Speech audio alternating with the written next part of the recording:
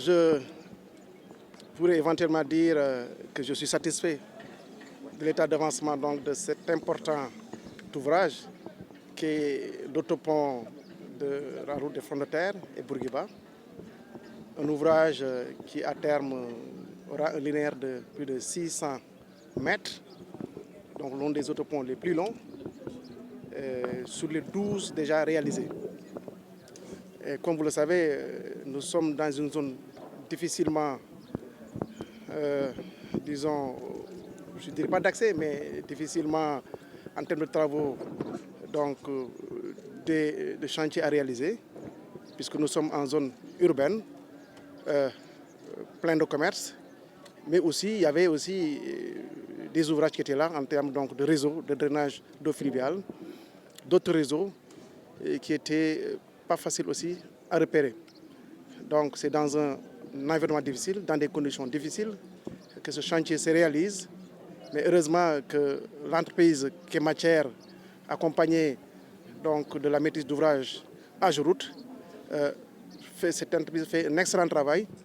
Et les délais qui sont attendus, initialement de 19 mois, certainement ces délais-là seront peut-être raccourcis.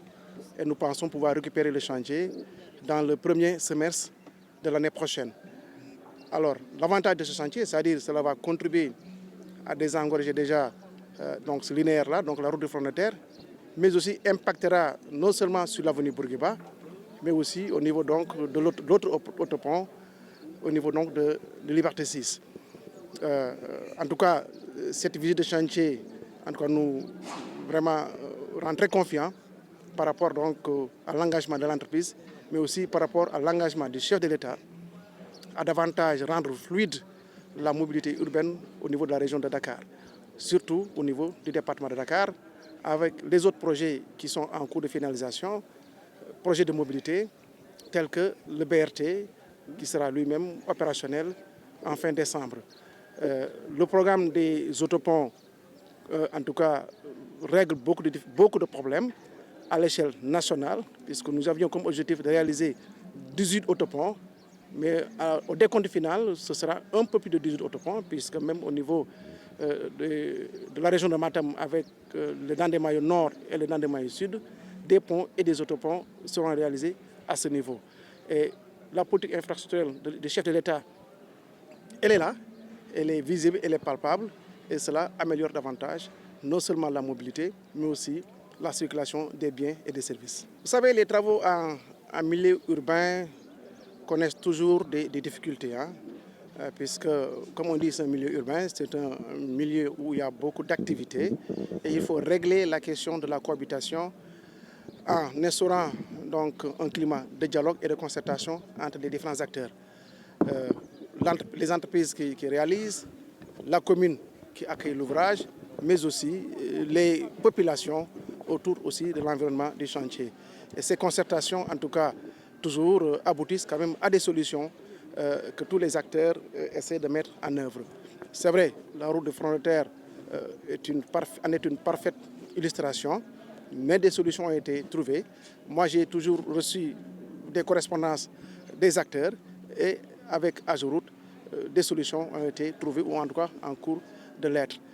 Nous allons continuer dans cette dynamique de dialogue et de concertation pour que le chantier non seulement puisse se terminer, mais aussi que les acteurs commerce qui sont autour du chantier, qui sont dans l'environnement du chantier, puissent exercer avec sans trop de dommages leur activité. Mais écoutez, à la suite du ministre, je voudrais, au nom du conseil municipal, au nom des populations de la commune de Dieuppeul-Derklé, manifester toute ma reconnaissance et ma gratitude pour la réalisation de ce projet qui, comme l'a dit le ministre, va soulager les usagers routiers, mais aussi soulager les populations en termes d'eau usée, mais surtout d'eau potable. Parce que c'est un axe qui, à la fois, est traversé par une canalisation d'eau usée, mais il y a le programme de dessalement des eaux de mer. Il y a aussi la question du canal Anfan, ce qui explique la difficulté au niveau de la réalisation du projet, qui est un projet innovant. Et tout à l'heure, il a été dit quel va être le mécanisme ou dispositif qui va mettre en place pour ne pas créer d'inconvénients ou d'incidents. Je pense que lorsqu'on a fini de réaliser ce projet, nous devons en bonne intelligence mettre en place un cadre de dialogue, de discussion, d'échange, mais aussi de responsabilisation et de comprendre que ces ouvrages, c'est nous les bénéficiaires. Nous devons tout mettre en œuvre pour éviter de squatter ou bien de créer quelques gênes au niveau de la mobilité. Parce que ces ouvrages, il faut le rappeler, sont faits dans le but de soulager les usagers routiers et de faciliter la fluidité au niveau de la circulation. C'est vrai, il y a un impact économique réel, pour ne pas dire un préjudice au niveau de la commune de Dieuppeul-Derklé. C'est pourquoi, tout au début, le directeur de l'AGEROUTE avec son équipe nous a bien reçus dans ses locaux et nous avons eu à échanger sur les quelques ouvrages que le projet aurait dû emballer, y compris le terrain de Bastos que nous venons de visiter, qui est un terrain de football.